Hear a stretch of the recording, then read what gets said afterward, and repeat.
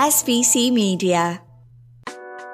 Welcome to the iGaming Daily Podcast, analysing the news from the betting and gaming industry all over the globe, supported by Optimove, the #1 CRM marketing solution for the iGaming market. As scheduled, last Friday witnessed the UK Gambling Commission launch its pilot programme on affordability checks.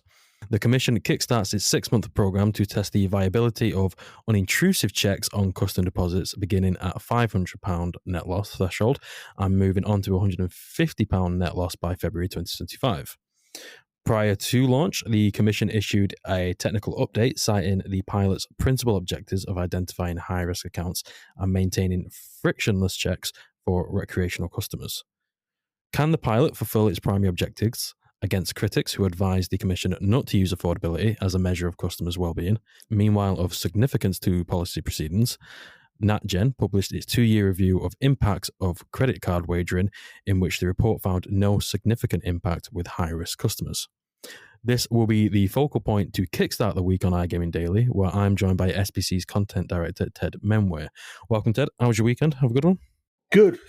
Relaxing weekend. I heard that you were queuing for Oasis tickets. How did it go? Yeah, I was queuing. So, long story here, Ted. Long story, as the whole world knows. I woke up at 6 o'clock in the morning, logged in about 6:30, 7:15 on every single platform to try and get tickets. And I only really got in. Well, I got in on Ticketmaster about 2 o'clock in the afternoon, where they were charging about £350, which was over the advertised rate.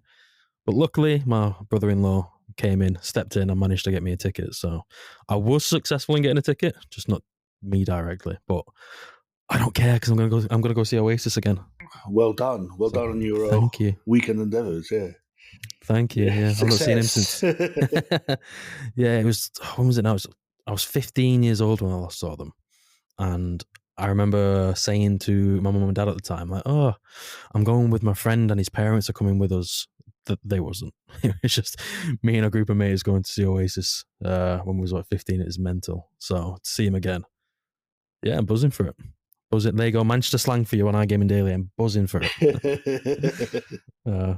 But then it was a kick in the teeth because Saturday was such a great day of getting tickets, and then Sunday United lost 3-0 to Liverpool. So swings and roundabouts, I suppose. You can't have it all your own way, James. I know. I still aim to have it on my own way. I still aim. Well, we're going to talk about the affordability checks in the UK Gambling Commission on the episode, Ted. But before we do, it's time to mention the supporter of today's podcast, and it's a company who are bigger than Oasis. They're bigger than Oasis, and that is Optimove, the #1 CRM marketing solution for the iGaming market. Listeners out there, you can still grab your free month of Optimove by visiting optimove.com/SBC. I will leave the links in the description below, and do not worry, it will not be as tedious as going through Ticketmaster. So it will be an easy process. But Ted, on to the UKGC, on to the main stuff. Yes. August is here. August is gone, sorry, shall we say. It's just gone. How significant is its pilot to UKGC as governing, but more importantly, to the gambling review? Okay. To put it bluntly, this is the most important mechanism of how the government and the Gambling Commission want to rewire the UK gambling sector's protections and engagements with customers. As you know, the Commission has bet big on affordability as the best measure to gauge a customer's well-being to gamble. And that goes against other less technical duties or recommendations that were made, such as mandatory financial checks at thresholds, cross-operator data sharing, and mandatory checks of loss limits thresholds, i.e. a customer loses that, he has to go for a one-to-one customer engagement with customer care teams. For the gambling review, I believe that alongside the restructuring of the RET levy by the NHS, this is the government's biggest reform. And it's also the reform that indicates kind of the generational changes of the gambling review. Affordability checks are viewed as the intelligence-led measures on which the government wants to build its platform for the future monitoring and integrity of the gambling sector. So, to put it bluntly, the regulatory stakes and ambitions have never been this high. Mm-hmm. Yeah, I don't think it's out of the realms to say that this is kind of a vital piece of the puzzle for the gambling review and just to shape the future regulations of gambling in the UK. And kind of with that, do you actually feel that the Commission is confident in achieving its objectives of the pilot program? Because I feel like everything that's come from the gambling review, from the whole process, it's not been the most confident to deal with. We've not felt confident going through the whole process, but do you feel the Commission are confident that they're going to achieve their objectives with this? I think, look, prior to the launch of the pilot, this is an important kind of factor to kind of gauge in. It's a 6-month program, and the Commission has justified its key priorities based on checks on the pilot program being unintrusive on the majority of recreational customers and frictionless, and whether the program itself is the best method to identify high-risk customers. On the frictionless dynamics, the Commission stands by its assessment that it will not impact 90% of UK gambling customers signing on to bookmakers or operators, with the remaining 8 facing light checks, and 2% will be required kind of one-to-one customer interventions before they sign on, right? So really, they are the ones who are going to be impeded on, and those are the high-risk customers that are being kind of highlighted or that want to be identified. Again, on identifying high-risk customers, Helen Rhodes stated that testing on how operators can be, that the testing is given limited information to understand the severe and financial difficulties that a customer might be in. And I think that you got to kind of split the pilot into 2 objectives, whether it can achieve its frictionless remit. But I think the trickier bit is identifying high-risk customers, just because there is no direct science of whether even financial affordability checks can cover that measure.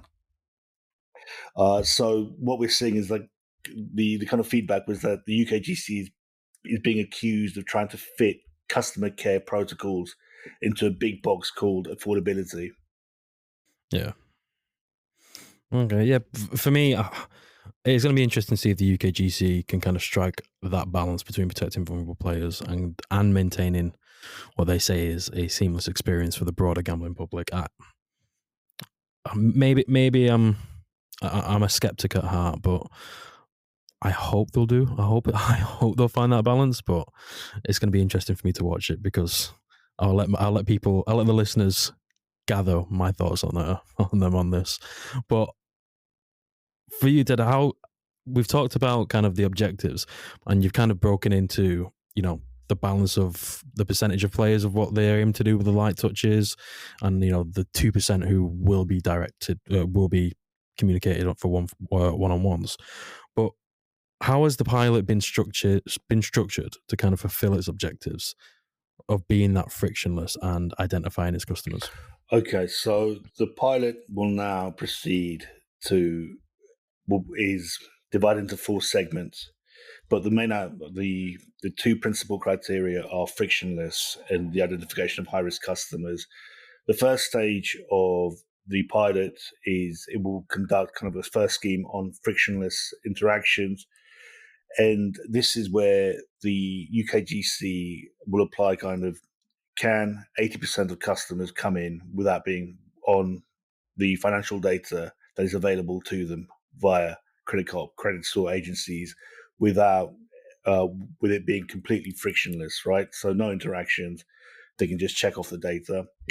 The program then advances onto another layer, which is frictionless part 2, again applying kind of deeper data checks and credit reference agencies and with the support of operators. The final 2 proceedings are a quantitative stage on reviewing the procedures themselves, and a qualitative stage at the end of the procedures, interviewing the customers that have gone through the processes. What were the fault lines? Where did the pilot stumble? So it is a comprehensive assessment of how they wish to kind of technically apply it onto operators. Okay, and just clarity on this, the pilot it won't be undertaken in a kind of a live environment, correct? Yes. Right. Does this not harm the proceedings? And kind of are operators actually prepared for the changes?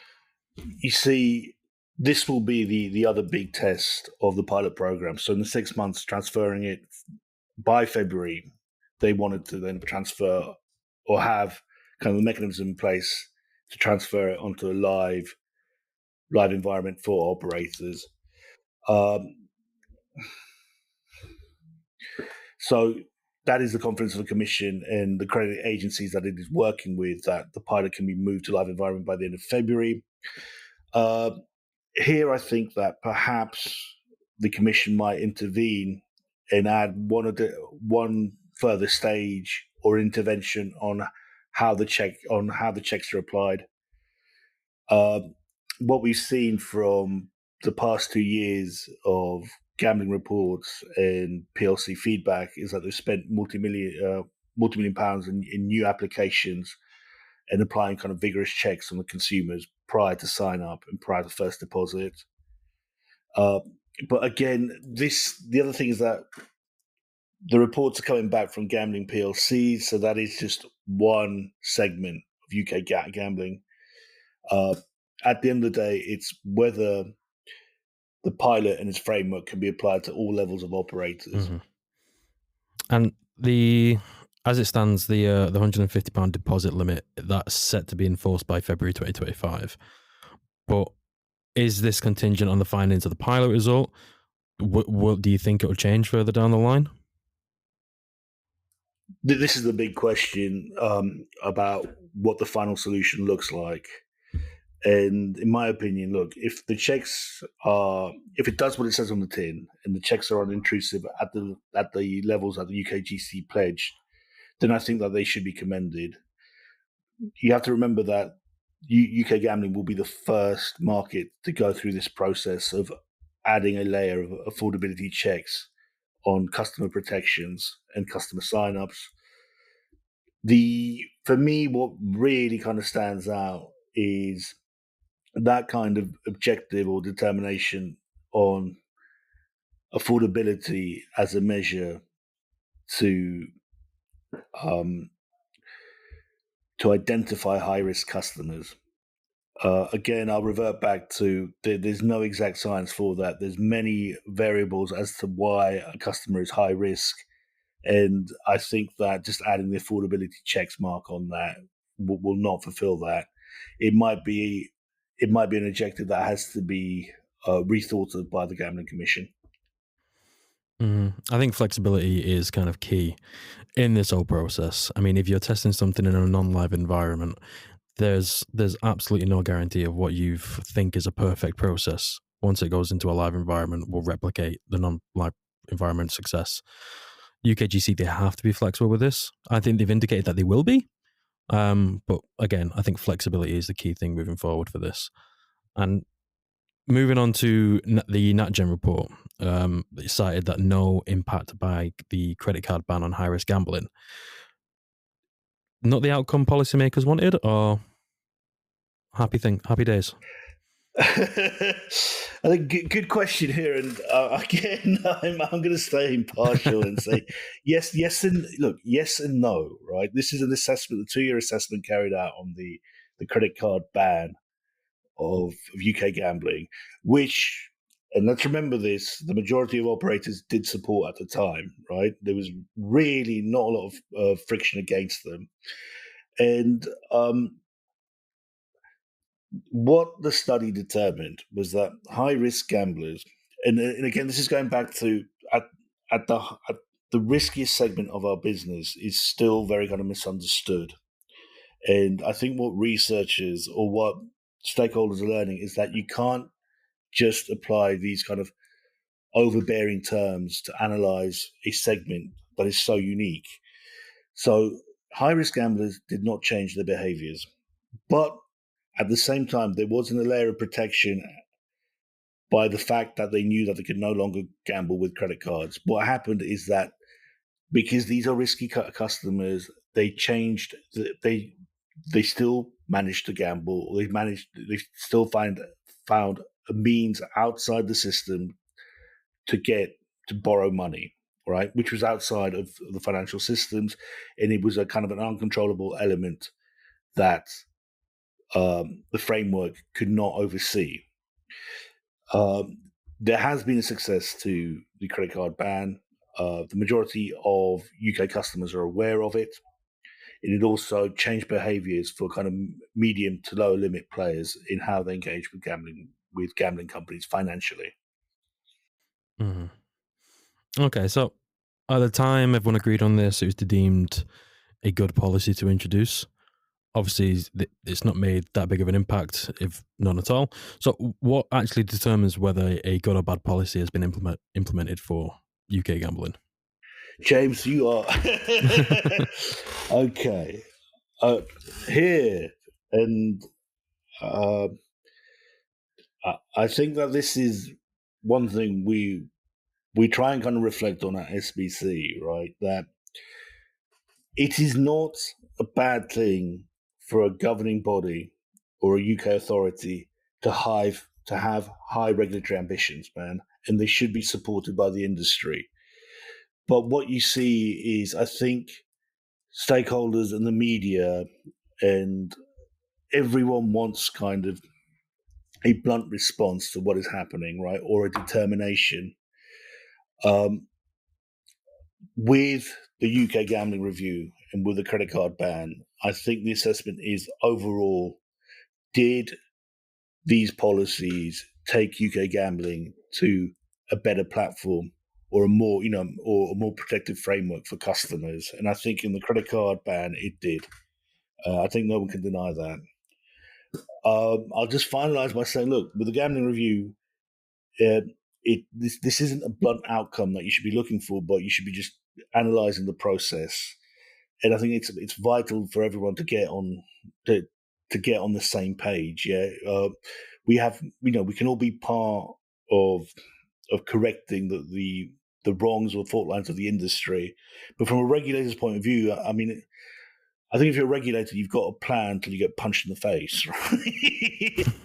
and that is part of the process of overseeing a gambling review, which has taken 4 years, right? And we're getting towards the settlement stage, right? It's how the reforms land and how they're applied now.